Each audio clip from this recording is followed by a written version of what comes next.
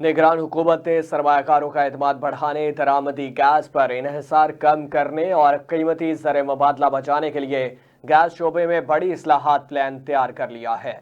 और इस्लाहात प्लान मंजूरी के लिए निगरान वज़ीर-ए-आज़म की ज़ेर सदारत होने वाले मुश्तरका मफादात कौंसिल के इजलास में पेश किया जाएगा, जो पीर को तलब किया गया है। Gas exploration and production policy 2012 और tight gas exploration and production policy 2011 में तरमीम तजवीज़ की गई है।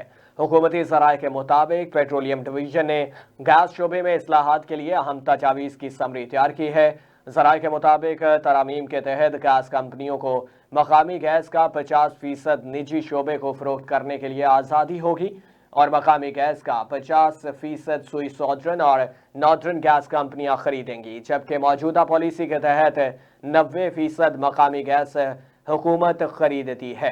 ज़राए का ये कहना है कि टाइट गैस के लिए प्रीमियम 20% से बढ़ाकर 40% करने और महंगी दरामदी गैस पर इन्हिसार कम करने के लिए इक़दाम तजवीज़ किए गए हैं।